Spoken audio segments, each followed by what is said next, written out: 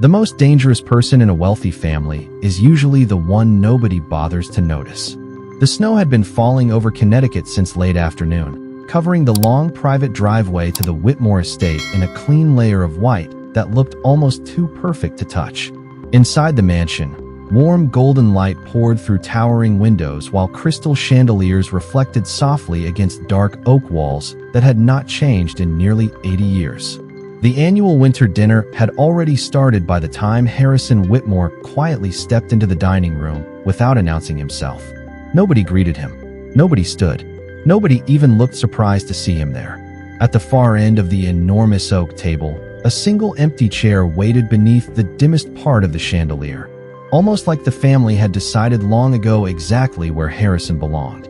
Invisible, but still technically present, Harrison removed his old denim coat slowly, revealing a faded work shirt beneath it, the kind worn by a man more familiar with cold garages and hardware stores than private clubs and charity galas. His silver hair looked uncombed, falling unevenly across the deep lines of his face, but his pale gray eyes missed absolutely nothing happening inside the room. Isabel Whitmore stood beside David near the center of the table, elegantly pouring red wine into crystal glasses as if she owned not only the house, but every conversation inside it. Her long blonde hair rested perfectly against the shoulders of her dark emerald dress, while expensive diamonds caught the chandelier light every time she moved her wrist. "We should finalize the Palm Beach property before spring," she said calmly, never once glancing toward Harrison. David loosened his tie and rubbed his forehead. He looked exhausted, like a man carrying pressure he no longer understood. Across the room, Eleanor Whitmore sat quietly beneath the chandelier in a pale pastel cardigan, her hands trembling slightly as she adjusted her napkin without lifting her eyes. Ethan noticed it immediately. The 24-year-old grandson had spent enough years around family tension to recognize when silence meant something dangerous. He also noticed something else. Every single person at the table avoided looking directly at Harrison. Even James, the loyal family butler who moved carefully between chairs with practiced professionalism, lowered his eyes when setting a plate in front of the older man. Harrison thanked him softly anyway. "Good to see you again, James." The butler paused for half a second before nodding respectfully. "Good to see you too, sir." Ethan looked up sharply at the word sir. Nobody in that house called Harrison sir. Nobody except James. The sound of silverware against porcelain filled the dining room with the kind of controlled politeness wealthy families spent generations perfecting. Nobody raised their voice at the Whitmore table. They simply learned how to wound each other quietly. Ethan sat halfway down the table watching the family move through another carefully rehearsed evening while snow pressed softly against the tall windows overlooking the frozen gardens outside. Isabel continued guiding the conversation with effortless precision, speaking about investment properties in Palm Beach and a charity fundraiser in Manhattan, as if she alone carried responsibility for the Whitmore legacy. David barely touched his food. Every few minutes, he checked his phone beneath the table before slipping it back into his pocket with growing frustration. Across from him, Victoria Whitmore sipped wine slowly while studying Harrison with the same expression someone might use toward an old stain that could not be removed from expensive fabric. "I still do not understand why he insists on attending these dinners," Victoria finally said without directly using Harrison's name. The room became quieter immediately. Eleanor lowered her eyes toward her plate. Ethan noticed her fingers tightening around her fork. Harrison remained calm at the far end of the table, cutting his steak carefully as though the comment had not reached him at all. Isabel smiled politely before stepping in. "Because Eleanor has always been too generous," she replied smoothly. "Some people mistake generosity for obligation." Ethan glanced toward Harrison again, expecting irritation or embarrassment. But the older man simply lifted his glass of water and took a slow sip while studying the room beneath heavy silver brows. There was something unsettling about how comfortable he seemed inside the tension, almost like he had seen it many times before. James entered quietly, carrying another tray from the kitchen. Unlike everyone else, the butler never ignored Harrison completely. When placing fresh bread beside him, James adjusted the plate with careful respect that bordered on formal loyalty. Ethan caught it again, that same strange hesitation. "Thank you, James," Harrison said softly. You still remember Eleanor likes the rosemary butter warmed first. The sentence sounded harmless, but Eleanor suddenly froze. Even Isabel stopped moving for a fraction of a second. Ethan looked around the table in confusion. How did you know that? He asked before thinking. Harrison slowly turned his gray eyes toward him for the first time that evening. The chandelier light reflected faintly across the deep lines of his weathered face. Because people reveal who they are through small habits, he answered calmly. Most families stop paying attention after enough years pass. Automatically, although his attention seemed elsewhere. Fine, he muttered. Whatever you think is best. Ethan noticed Harrison quietly watching David during the exchange. Not judging him, studying him, like a man observing damage that had already happened years ago. Eleanor suddenly reached for her water glass, but her hand trembled badly enough for a few drops to spill across the white tablecloth. James moved immediately to help her. I am fine, Eleanor whispered too quickly. Isabel leaned toward her with controlled concern that somehow felt colder than kindness. Maybe you should rest after dinner, she said softly. You have been overwhelmed lately. Harrison finally spoke again. Eleanor has never needed permission to sit at her own table. Silence followed instantly. Ethan looked toward Isabel, expecting anger, but instead she smiled with alarming calmness. You always did enjoy making ordinary comments sound dramatic, she replied. Harrison gave the faintest shrug before returning to his meal. Across the room, Lily Mercer entered carrying a stack of mail she had collected from the front hall. The young woman looked slightly uncomfortable the moment she sensed tension in the room. Sorry, she said quietly. I did not know everyone was still eating. Isabel took the envelopes from her without looking. Most were ignored immediately until one cream-colored envelope caught her attention. Ethan noticed the expression on her face change for less than a second before she quickly slid it beneath the others. Harrison noticed too. Interesting timing, he said calmly. Isabel's eyes lifted toward him. Excuse me. Certain letters tend to arrive right before families start telling the truth. David exhaled sharply. Can we please have one dinner without cryptic comments? Harrison looked toward the chandelier above the table, its warm golden light reflecting against polished oak walls filled with portraits of dead Whitmore relatives staring down over generations of expensive silence. You can, he answered quietly. But this family stopped having honest dinners a very long time ago. Ethan felt his stomach tighten, because deep down, he was beginning to realize Harrison was not speaking like an outsider trying to provoke the family. He was speaking like someone who already knew exactly where every secret had been buried. By the time dinner finally ended, the Whitmore mansion felt less like a family home and more like a building holding its breath.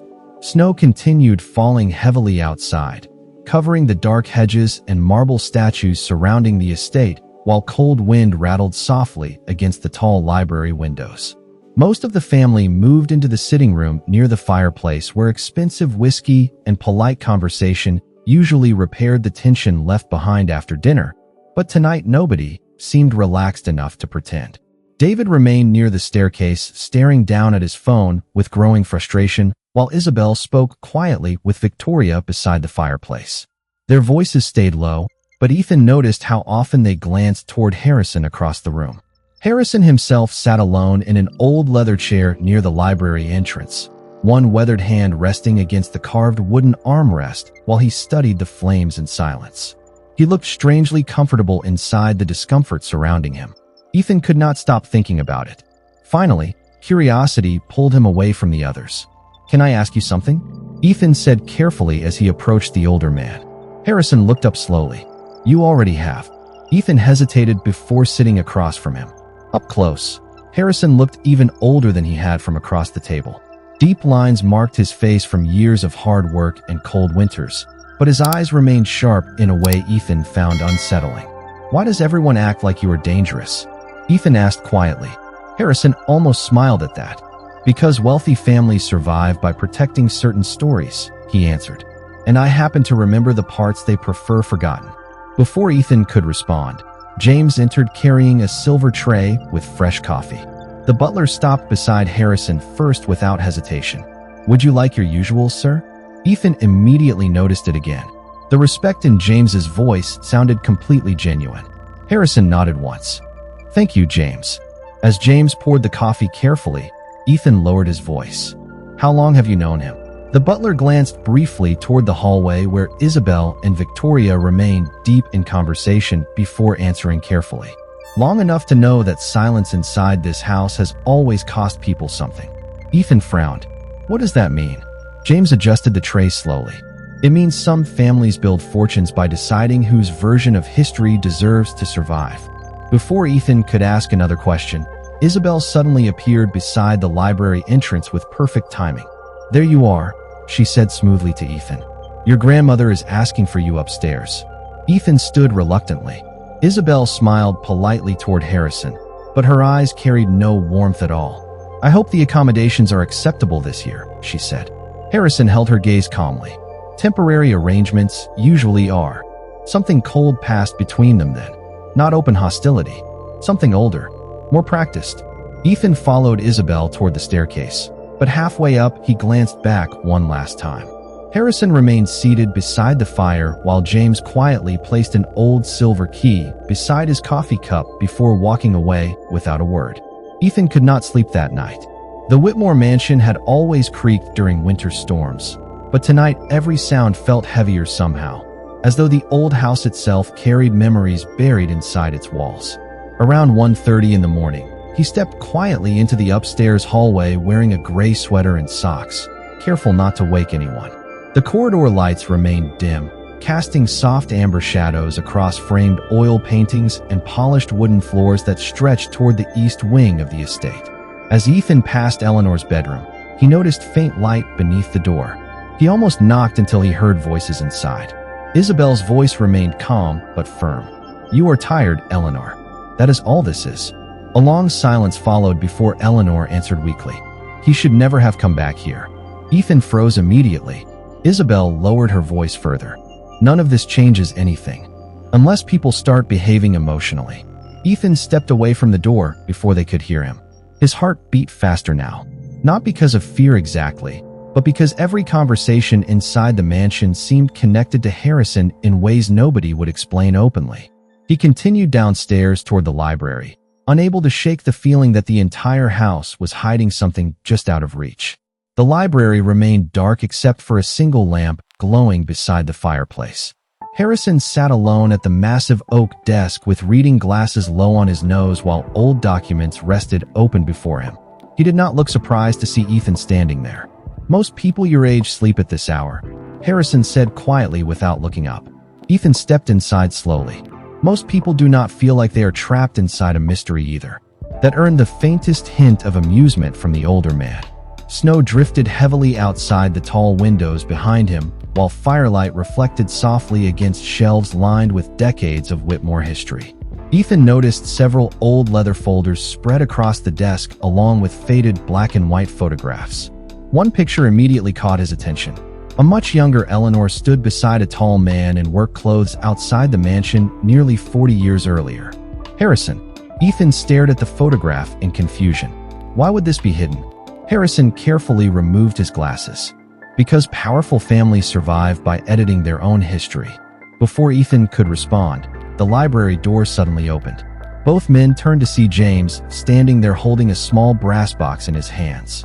The butler looked unusually tense for the first time all evening. I found this in the lower archive room, he said quietly to Harrison. It was behind the old accounting ledgers. Harrison slowly stood from the desk. Ethan noticed the subtle change in the older man's expression the moment he saw the box. Not shock, recognition. I thought they destroyed it years ago, Harrison murmured. James glanced toward Ethan carefully before speaking again.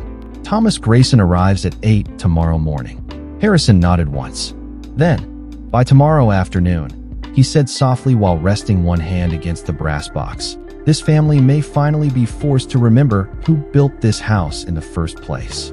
Morning arrived beneath a gray Connecticut sky that made the Whitmore estate look colder than ever. Snow still covered the grounds in thick, uneven layers, while black luxury cars slowly rolled through the front gates one after another. Inside the mansion, staff members moved carefully through the hallways preparing for Thomas Grayson's arrival, as though an important ceremony was about to begin. Ethan noticed the tension immediately during breakfast. Nobody spoke much. Eleanor sat quietly near the windows, stirring untouched tea, while David scanned financial reports without really reading them. Isabel remained perfectly composed in a cream-colored cashmere sweater, yet Ethan could tell she had barely slept. Every few minutes her attention drifted toward the hallway leading to the library. Harrison entered last. The room became silent the moment he appeared. He wore the same worn denim shirt beneath a dark winter coat, while silver snowflakes still clung lightly to his shoulders. Somehow he looked calmer than anyone else in the mansion. "Thomas is early," James announced softly from the doorway. Moments later, Thomas Grayson stepped into the breakfast room, carrying a leather briefcase worn from decades of legal work. The elderly attorney adjusted his glasses slowly before greeting the family with measured professionalism. "Good morning," he said. His eyes paused briefly on Harrison. "It has been a long time." Ethan immediately noticed something unsettling. Thomas did not greet Harrison like an unwelcome guest. He greeted him like someone important. Isabel stood first. "We can begin in the conference room," she said smoothly. "There are several revisions we need finalized today." Thomas remained still. "Actually," he replied calmly, "before any revisions occur, there are documents requiring clarification." Ethan watched Isabel's expression tighten almost invisibly. Everyone moved toward the old conference room overlooking the East Gardens, where generations of Whitmore business decisions had been made beneath dark wood ceilings and antique chandeliers. Harrison took a seat near the far end of the long table, while the others positioned themselves carefully around him, almost instinctively keeping distance. Thomas opened his briefcase and removed several yellowed folders tied with faded red ribbon. The moment Eleanor saw them, her face lost color completely. "Those records were sealed," she whispered. Harrison looked toward her quietly. "No, Eleanor," he answered. "They were hidden." Ethan leaned forward as Thomas carefully unfolded one of the documents. Old signatures covered the bottom of the page beneath the Whitmore family crest. These papers concerned the original land trust established in 1983, Thomas explained. David frowned immediately. "That trust was created by my grandfather." Thomas slowly removed his glasses. "No," he said carefully. "It was created jointly by your grandfather and Harrison Whitmore." The room went completely silent. Ethan stared toward Harrison in disbelief, while David looked physically unable to process what he had just heard.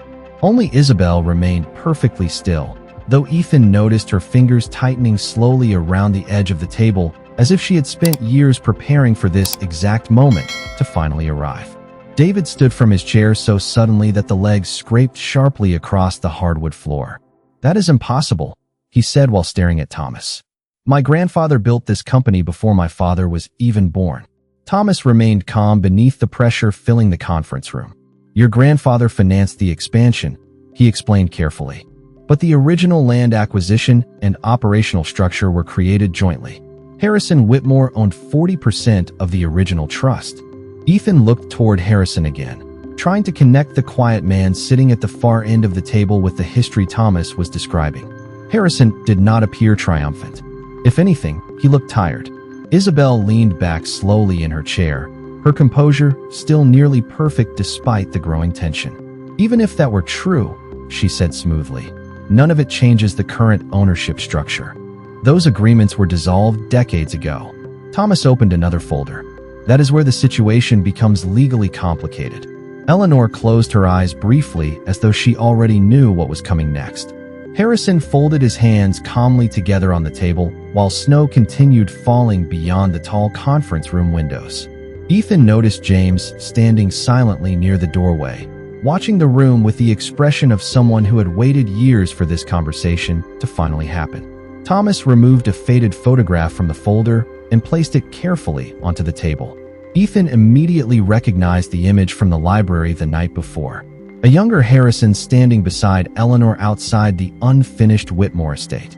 Only this time another figure appeared in the photograph as well. David's grandfather. All three stood together smiling in front of construction equipment and stacks of lumber. "The original agreement," Thomas continued, "included succession protections in the event one partner was removed under fraudulent circumstances." Isabel's eyes sharpened immediately. "Fraudulent?" David turned toward her in confusion. "What is he talking about?" Nobody answered right away. The silence itself became unbearable. Finally, Eleanor spoke. her voice fragile beneath decades of guilt. "Your grandfather blamed Harrison for something he did not do." Ethan stared at her. "What happened?" Eleanor looked toward Harrison with visible regret before answering. "Money disappeared from one of the early accounts during the recession in 1987. Investors panicked. Harrison was accused of taking it." David frowned, but he did not. Eleanor slowly shook her head. "No." Ethan felt the room shift again. Harrison finally looked directly at David for the first time since the meeting began. "Your grandfather knew I was innocent before the investigation even ended," he said quietly. "But by then removing me protected the family name more than telling the truth would have." David looked physically shaken now. "Then why stay silent all these years?" Harrison's expression hardened slightly for the first time. "Because your grandfather made one promise in exchange for my silence," he answered. "Eleanor and the children would always be protected." Isabel suddenly stood from her chair. "This is ridiculous," she said sharply. "You expect everyone to believe some forgotten story from 40 years ago changes anything now?" Harrison turned toward her slowly. The entire room became still. "No," he replied calmly. "The documents change everything. The story only explains why you spent years hoping nobody would ever find them." The conference room remained frozen in silence long after Harrison finished speaking. Outside the tall windows, snow drifted steadily across the Whitmore estate, while pale afternoon light faded slowly over the gardens. David sat motionless, staring at the documents spread across the table as though the papers themselves had rewritten his entire understanding of the family. Ethan could barely process it either. The quiet old man everyone treated like an embarrassment had once helped build the Whitmore fortune from the beginning. Worse than that, the family had spent decades pretending he never mattered at all. Isabel finally broke the silence. "These documents should have remained sealed," she said carefully while looking toward Thomas. "Certain legal arrangements were made years ago to avoid reopening old scandals." Thomas folded his hands together calmly. "Legal arrangements cannot erase ownership rights," he replied, "especially when evidence exists proving coercion and intentional concealment." Eleanor lowered her face into trembling hands. "Please," she whispered weakly. "No more." Harrison looked toward her with something softer than anger in his expression. "Regret, perhaps." This stopped being avoidable the moment they started rewriting the trust, he said quietly. Ethan immediately turned toward Isabel. "You knew about this?" Isabel did not answer right away. Her composure remained elegant, but small cracks had finally begun to show beneath it. "I knew enough to understand what revealing the past would do to this family," she said carefully. David stared at her in disbelief. "You let me spend years thinking he was some distant relative living off charity." Isabel's voice sharpened slightly. "Because that version protected stability." Harrison almost smiled at that word. "No," he corrected calmly. "It protected control." James stepped forward quietly then, carrying another folder from the archive room. Ethan noticed even Thomas seemed surprised by its existence. "There is more," James said softly. Harrison opened the folder slowly while the room watched in complete silence. Inside were handwritten letters, bank transfers, and signed statements dating back nearly 40 years. Ethan saw Eleanor's signature on several pages along with his grandfather's. One letter in particular made David visibly pale. "What is that?" Ethan asked quietly. Thomas adjusted his glasses before answering. "It is a private agreement transferring emergency authority over the Whitmore estate to Harrison Whitmore if financial manipulation or coercion within the family structure was ever discovered." Isabel stood immediately. "That document was never finalized." Thomas looked directly at her. "It was notarized in Boston on October 17, 1989. The room fell silent again. Ethan looked toward Harrison, expecting satisfaction after years of humiliation and silence, but instead the older man simply looked exhausted. "I never wanted the house," Harrison said quietly while staring across the long conference table. "I only wanted the truth left intact after I was gone." David slowly leaned back in his chair, finally understanding something that changed everything. Harrison had not returned to take revenge on the family. He had returned because someone inside the Whitmore mansion had started trying to erase the truth all over again.